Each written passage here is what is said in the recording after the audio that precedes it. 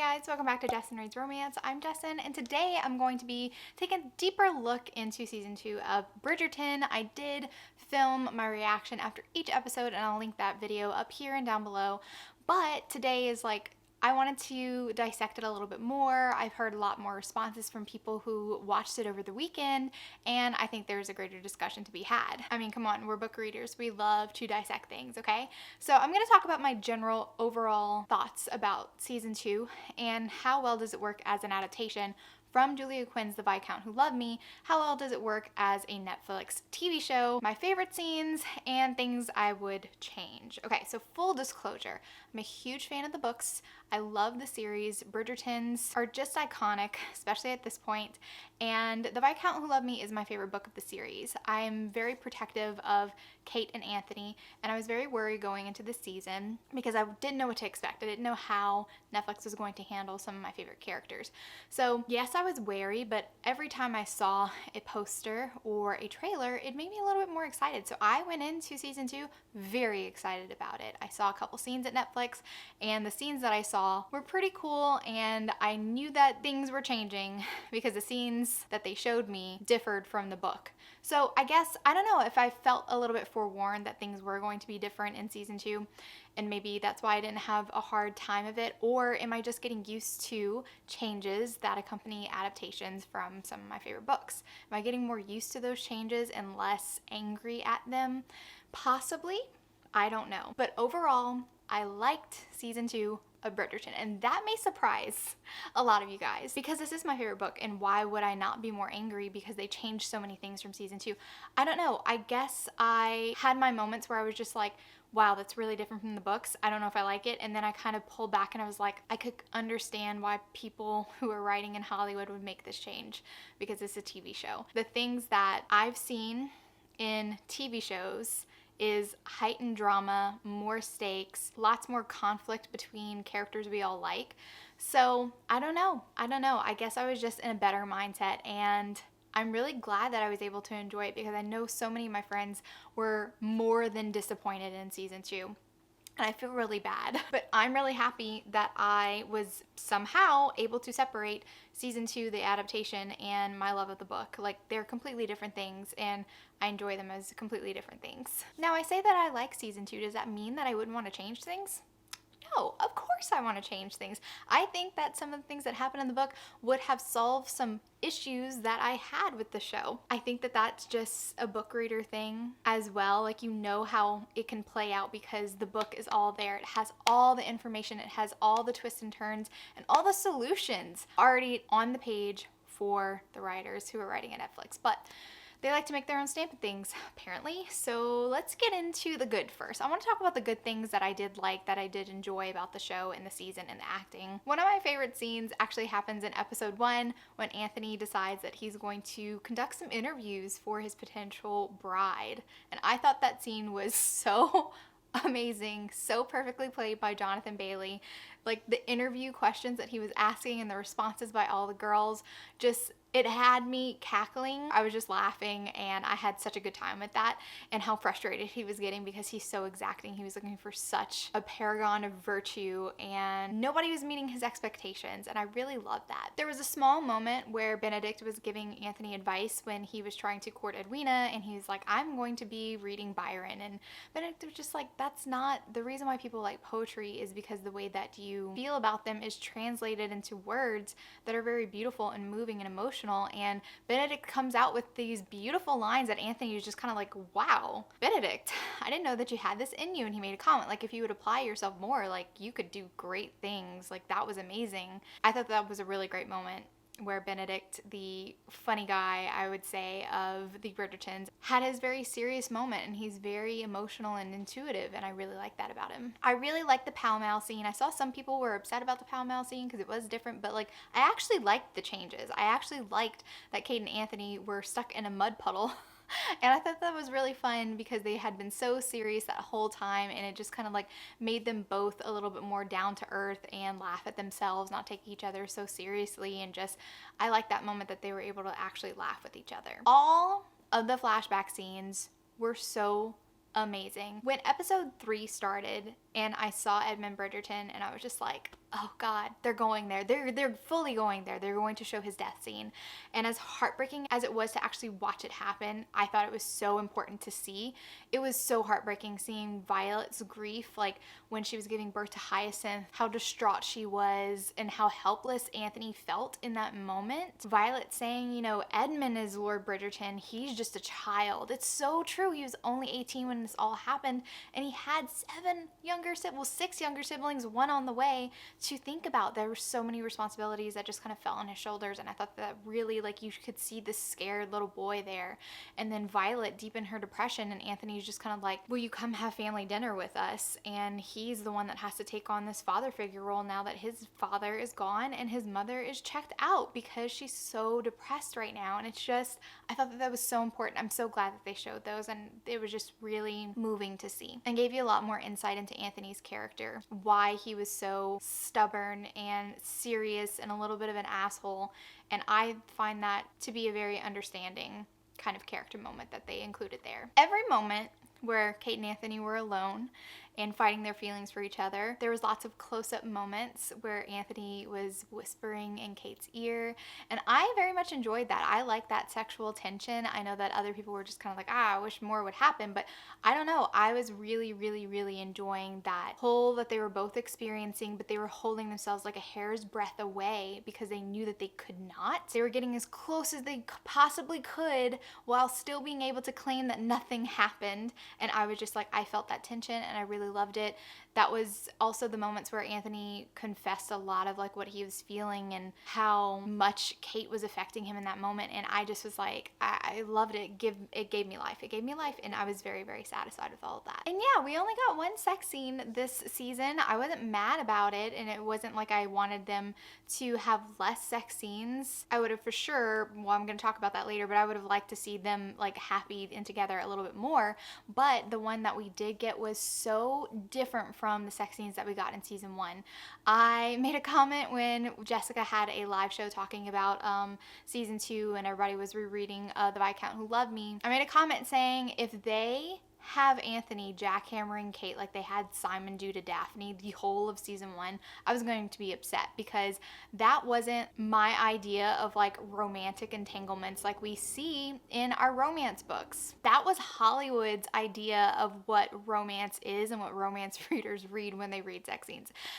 And it was a little bit disappointing because it felt a little bit raunchy for the sake of being like spicy, and I'm not one to get on board with that kind of crap. Like, I want it to mean something. I want to see the characters connecting. So at the very least, the one sex scene that we really see of Kate and Anthony, I felt so emotional about it. It felt very charged, very intimate, and I just thought it was perfectly done. It was beautiful. I really felt like the passion between these two. Again, another really great acting moment by Jonathan Bailey. He just like really knocked it out of the park for me in season 2. When Violet tells him that Kate has woken up after she had her accident, her fall from the horse, and you could see like the weight lifted off his shoulders, but also it's like all that emotion's coming crashing down on him, and he just puts his head in his hands and starts to silently cry. And I was just like, oh God, that was so good.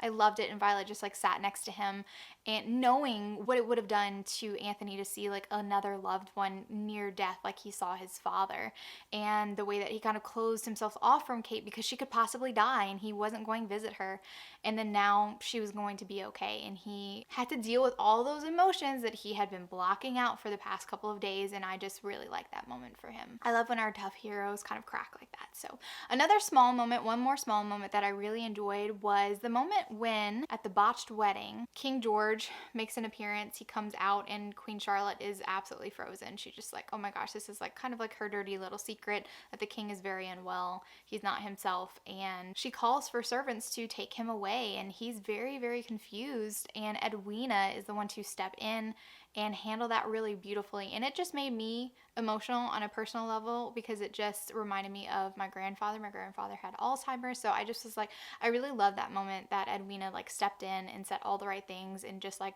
smoothed everything over, calmed him down, and also put Queen Charlotte at ease. And it was just a really great moment, and I was just very surprised about it. Okay, Now that I've talked about the stuff that I really liked about the show, the performances for the most part were really great. Of course, I loved Simone Ashley as Kate, but I am going to talk a little bit more in detail about some of the performances and things that I didn't care for and I would have changed. Okay, so the two main things that I would have changed from season 2, in my mind, it would have made it so much better and probably would have made it more enjoyable for those who actually love the book. I would have changed the slow burn pace of the Kate and Anthony romance. They get together at the very, very, very end. That's a personal thing that I don't like when I'm reading romance. I don't like them to get together on the very last page. I don't find that it's enough for me to feel satisfied in the relationship. I'd like to see them happier for a little bit longer. And also the fact that Edwina was in love with Anthony, or she thought that she was in love with Anthony. Those two things I think are what I see as some major issues in season 2. And I really think, first of all, Hollywood likes a love triangle. I personally don't like love triangles. I definitely didn't like that it pitted sister against sister. In my reaction video to the trailer, I actually mentioned that I didn't want it to be Kate versus Edwina for Anthony's affections because I really love their close relationship in the book. They were so supportive of each other and you just really felt the love between Mary, Edwina, and Kate. But it did happen and I was not quite surprised because, as I said, I feel like Hollywood wants the drama and they were going to manufacture that, and I wasn't very, very surprised that it was going to be a love triangle. I also think that they did not want to repeat a kind of similar storyline as season 1 because Daphne and Simon were caught in a compromising position and forced to marry.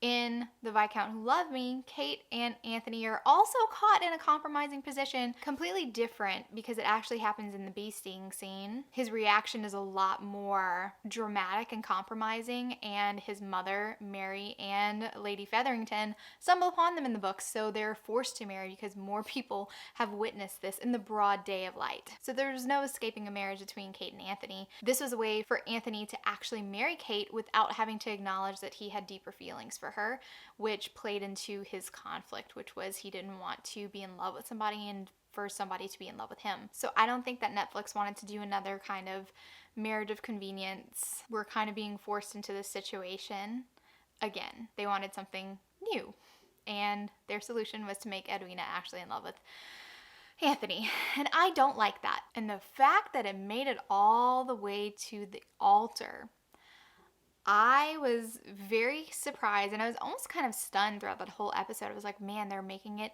to the altar holding hands. The Archbishop is making them say the vows, and only by the grace of Edwina finally cluing in did this wedding not happen. And that was kind of just not great for me at all. I didn't want it to come to that. It really kind of broke Edwina and Kate's relationship, and that is the opposite of what happens in the books. When Edwina finds out that Kate and Anthony are now engaged, she's like, I always knew that there was something between you two. She was never really into Anthony. She was being courted by a lot of people, and Anthony was just one of a dozen. In fact, in the book, Edwina had a suitor who she was secretly writing to, and she ends up with him. Now, I will bring up this point as well. I would have changed the conflict with the Sheffields to more reflect what happened in the book. And I think it would have played out a lot better for book readers if it was closer to what happened in the books. In the book, Edwina is aware that she is the only hope of her family for not being destitute after this season. They're putting all their eggs in one basket, and they're hoping that Edwina can find a match who is wealthy so that they will not be beggared. So Edwina is actually feeling that pressure. She knows she must marry well, but since she is the diamond, she does have lots of great options. So it's not like she needs to settle, but her requirements for a husband, she would really like for her husband to be a scholar and like to talk about history and be very learned. Edwina, the most beautiful girl of the season, is very bookish, and I really like that for her. And I think the TV show Edwina is a little bit more naive and has her heads in the clouds about romance and true love and happily ever afters and stuff. So her personality is a little bit different in the show. But the thing is, her heart is with somebody else, but she is going to put those feelings aside and marry somebody who's more wealthy, because the person that she loves doesn't have that kind of wealth. He is a comfortable salary, but not enough to support all of them. So she just kind of sets that aside, and we don't know that that's going on with her. That would have been a great conflict in the show, showing that Edwina is actually in love with somebody who's not highborn and doesn't have a lot of money, and she's actually trying to make the sacrifice for her family. And when Kate is the one to actually marry Anthony, that takes all the pressure off Edwina, and she can actually marry for love, just like her sister wanted her to. I don't see why that wasn't a great conflict to include in the show, because I find that would have been a very compelling story. I think it would have been better. I just do. So I didn't love that it was Kate secretly kind of conspiring with the Sheffields to have Edwina marry a nobleman so that the dowry will be hers, and also Kate and Mary would be supported as well. Even though it gave us a really great moment where Anthony gave the Sheffields the greatest set down. It was beautiful. He was so heroic in that moment. And I don't blame Edwina for falling a little bit in love with him in that moment, but I just don't think that that conflict was necessary when we had the conflict with Edwina from the book. And that could have been fleshed out a lot more in the show. It would have been fun. Why?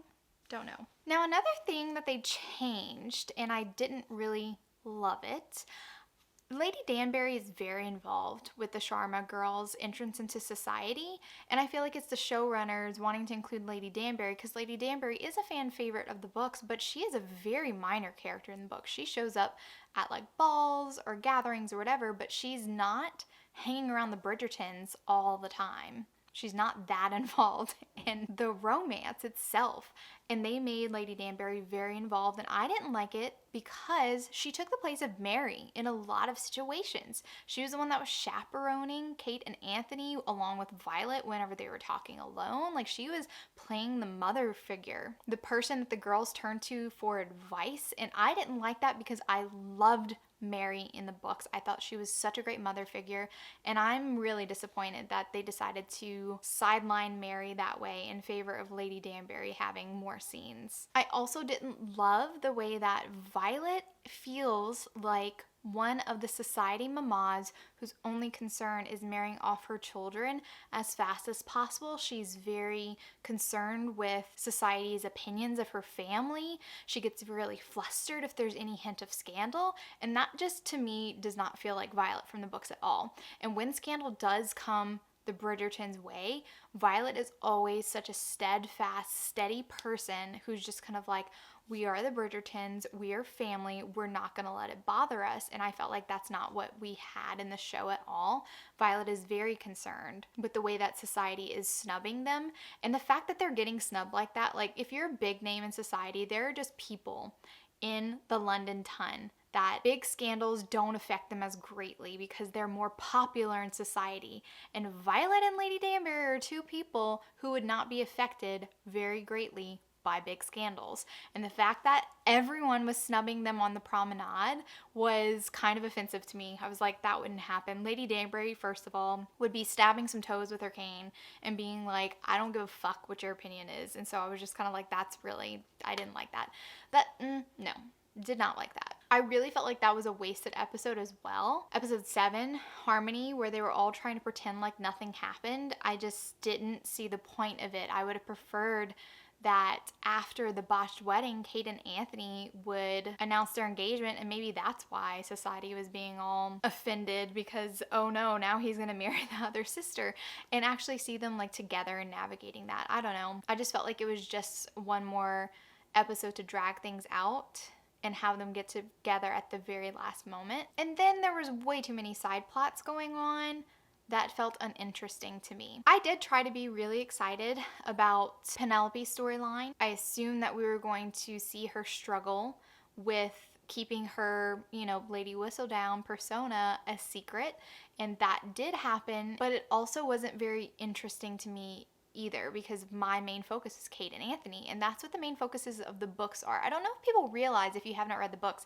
that Lady Whistledown is a very minor part of the books. We get a little snippet of her society papers, especially if it pertains to our characters, but nobody's really trying to really uncover her identity like they are in the show. There's no involvement when there's no Queen Charlotte at all.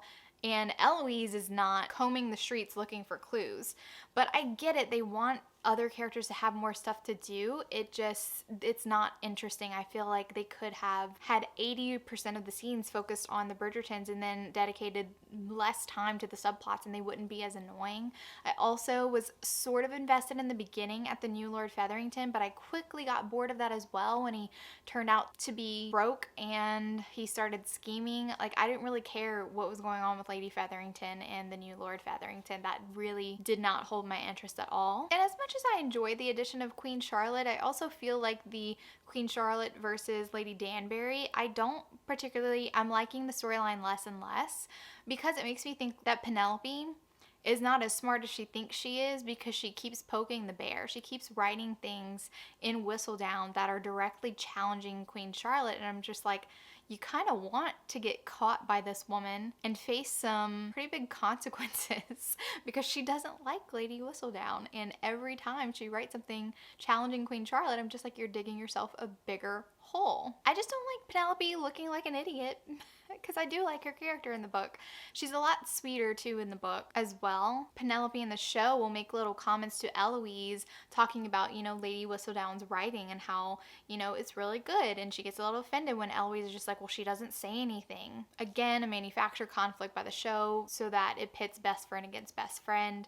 And I know a lot of people didn't love that. I was, again, just not surprised because they like creating conflict, manufacturing drama where there really is none in the books. And then finally, I kind of didn't understand when I saw scenes at Netflix and they showed us the scene where Kate and Mr. Dorset are rowing in the boat together, and then Anthony comes and takes her out of the boat, and then they all fall in the lake. I thought that this guy was going to actually be a love interest for Kate, and I was kind of interested in that. I was like, that would be kind of a fun addition if Kate's so dead set on courting Edwina and then gets jealous because somebody else is paying Kate attention. It would make him realize his feelings for Kate are much deeper because he cannot stand the thought of another man having Kate. So I was excited when I assumed that Mr. Dorset was going to play a love interest, but he was really just a forgotten element. He showed up in 2 scenes and he was pointless. Absolutely pointless. Have no idea why he was an addition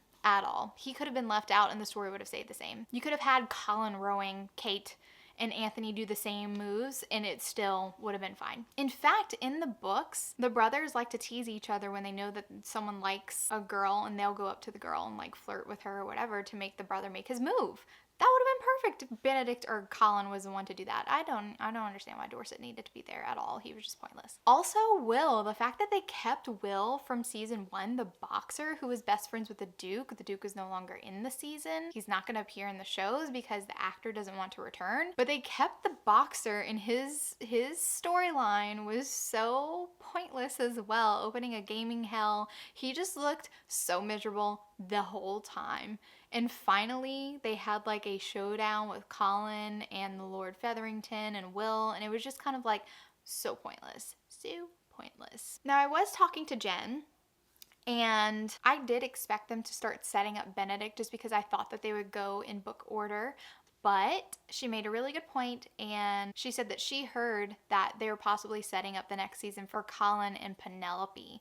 They did have the moment where Penelope overheard Colin saying that he would never be courting her, and that is actually a book moment. It does happen later, much later, years down the line from where we are now in the story. But I could see that. I could see Colin and Penelope coming next just because they have been teased basically from season 1 that Penelope has had feelings for Colin. So I think that makes sense, and hopefully they'll set up Benedict's storyline in season 3. I honestly don't know what direction they're going to go with Eloise because she's a lot more rebellious. She attended this meeting for women's rights and stuff like that. So I'm not sure where they're going to go with Eloise's storyline to make it fit in with those to Sir Philip with love storyline from the books. It just doesn't seem like they're going to converge in a believable way at this point. We do get to see one scene with Sir Philip, which I enjoyed very much seeing him, but I don't know how that's all gonna work. I have no idea what they have planned. Are they even looking that far into the future? I have no idea. I think Eloise's character is super fun in the show. She's also one of my favorite actresses of the season, but her insistence on continuing to go to the print shop after there was a warning from Queen Charlotte was a little bit dumb. Like, I find that the showrunners have my characters making decisions that makes them look a little bit dumb, and I don't love that. Very small things about the direction. In scenes where characters are speaking in a room filled with people, it feels like they're shouting their lines from the rooftops, and it's supposed to be a private conversation. And every time this happens, I'm like, people can probably hear you very clearly. I don't understand that this is a secret. What you're talking about is like not supposed to be for others' ears. And I hated those scenes where I just felt like everybody could hear you. I had that same problem with season 1. And then we have Penelope when she was trailing Eloise wearing a bright like pink cloak, and I'm just like, please wear something a little bit less conspicuous. Her costume as Lady Whistledown's like little errand girl was bright blue cloak. It felt very flashy, and you could tell like she did not belong in certain areas of town when she was buying that replacement letter K. It was just like, you're not trying to hide. You're not trying to be secretive. It's no wonder that someone caught you. I didn't talk about that. I don't love that Madame Delacroix is in on it. I don't love that people now know that Penelope is Lady Whistledown, but again, it makes sense if they're going to have the Colin Penelope storyline, because that's when we do find out who it is, the identity of Lady Whistledown. So that would make sense. But it was just kind of like, I don't know. They try to make these characters who aren't characters in books a big deal, and I just don't care about them. So yeah, it's not that I didn't have issues with season 2. I did have issues. I thought it could be much better, but I also was able to enjoy it. I don't know how, but I was. I truly was. Like, I even rewatched some episodes and I enjoyed it. I still enjoy it. And I'm very glad that I was able to separate that and have that payoff, because I have been anticipating season 2. So I'm glad that I don't feel disappointed, and I'm very sorry for everyone who does feel disappointed. Okay, I think that that's all that I have to say about season 2. Let me know in the comments if you agree with anything that I said or you very strongly disagree with things that I said. I would love to know. I've been getting lots of comments on my reaction vlog that are just running the spectrum of love and hate for season 2. So it's been very interesting. If you like this video, give it a big thumbs up, and if you're not already subscribed to my channel, make sure you subscribe to get notified of any future videos that I do. Thank you so much for watching, and remember, life's better with little HEA. Bye guys.